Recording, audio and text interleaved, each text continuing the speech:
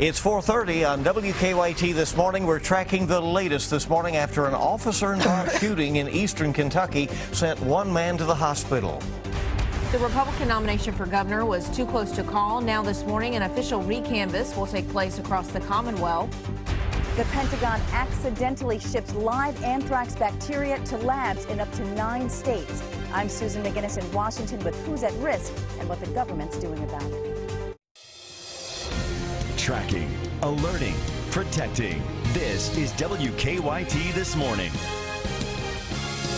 Good morning and welcome into WKYT This Morning. A lot of news to tell you about here on this Thursday. I'm Bill Bryant. And I'm Rebecca Smith. First, let's get to the weather and see what is happening with Micah Harris. Well, there's good news this morning that we just don't have anything going on, and that's always fantastic. As you're getting out about on your day, you don't want to walk out. Early this morning, I run into some rain, and I just don't see it outside. That's on Defender this morning.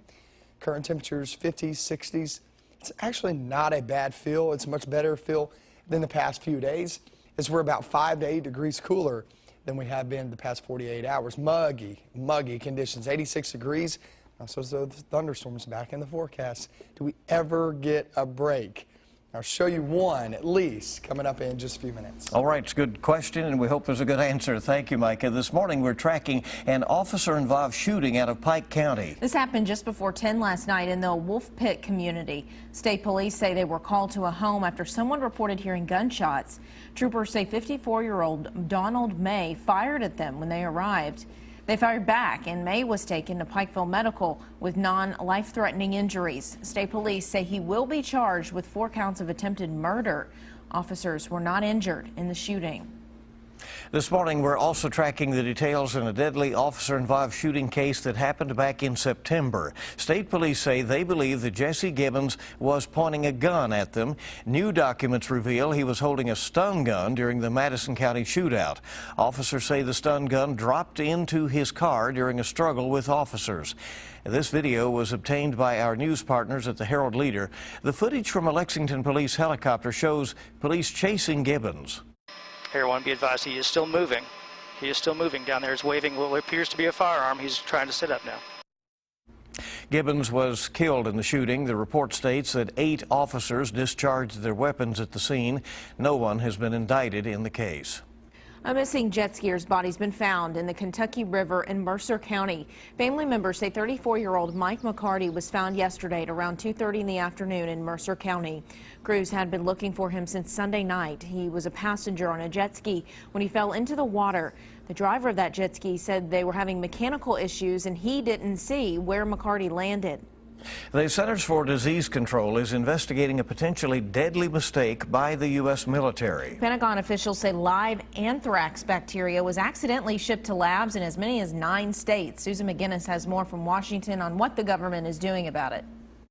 Close to 24 people at a U.S. Air Force base in South Korea are under preventative medical care, getting vaccines and taking antibiotics after possible anthrax exposure. Authorities at Osan Air Base took action after being notified by the Pentagon that live anthrax samples were inadvertently shipped from one of its military labs in Dugway, Utah. The samples were supposed to be inactive. No known risk to the general public, and there's no suspected or confirmed cases of anthrax infection. The anthrax was part of a Department of Defense program to develop new ways to identify biological threats. Along with the lab in South Korea, labs in 9 states received the samples. They include Maryland, Texas, Wisconsin, Delaware, New Jersey, Tennessee, New York, California, and Virginia. At least 4 lab workers here in the U.S. have been told to take antibiotics. The Pentagon first learned of the mistake when a lab in Maryland informed them it had received a live sample last week. The CDC has started to confiscate the samples for testing. Susan McGinnis, CBS News, Washington. Well, it's the second mistaken shipment of live anthrax in a year. Last June, more than 80 people may have been exposed to live anthrax when a CDC lab sent it by mistake. 4:34 now on WKYT, and this morning the number of the missing after floods in Texas is going down, but the death count is rising. In all, this week's severe weather has killed 21 people in Texas and Oklahoma. Emergency management officials say they are expanding their search grid for those missing. Among the missing, a mother and her 2 children whose cabin washed away. It's quite a shock to the to us, and also the friends that were with them. They were all close friends, and their families are hurting, and it's really a tragic situation.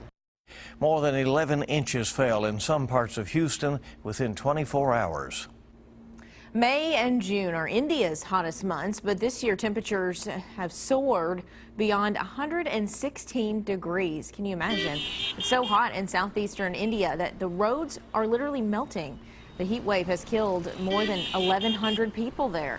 The government is advising people to protect themselves by just staying indoors, but many homes do not have air conditioning, especially in villages, but they do have fans.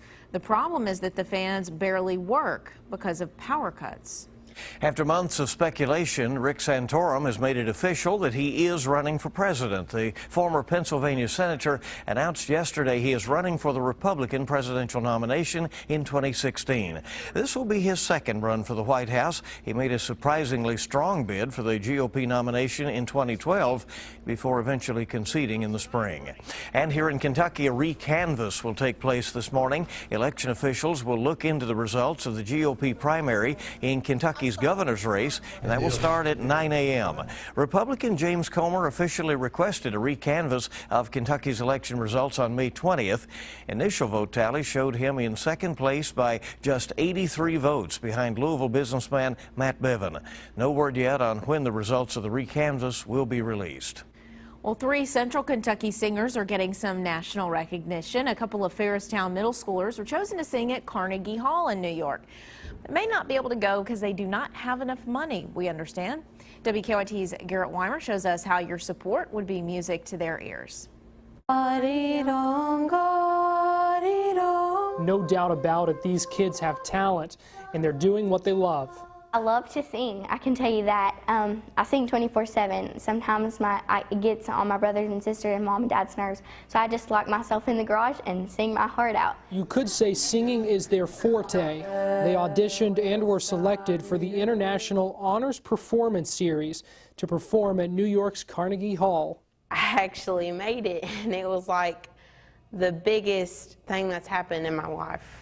I've heard some people say they've made big opportunities like this, but just seeing that 3 of us out of the same school and same state has made it is just absolutely amazing.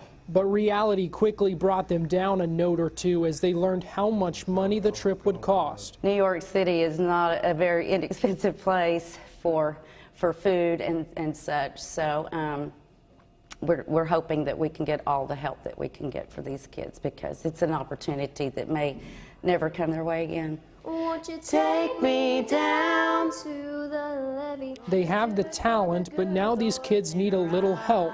I'm really hype about this. It's so exciting. Yeah. So they don't miss out on the chance and the stage of a lifetime. In Madison County, Garrett Weimer, WKYT. Some very talented kids. The Middle School Honors Performance Series is not until June 24th through 28th, but the deadline for families to pay the fees for their kids is this Saturday. All 3 students have made GoFundMe accounts to raise money. If you'd like to help them out, we have links to those pages on our website, WKYT.com. Well, hope they get that opportunity. Yeah, wonderful it would be music. a great opportunity for them. Our time this morning coming up on 4:39, and we're just getting started here on WKYT This Morning. Adoption is a wonderful option for many parents. We'll hear why it was the best decision for one older mom. That's coming up on today's Mom's Everyday Minute. And we're looking outside, pretty calm and quiet this morning, but toward the afternoon, guess what?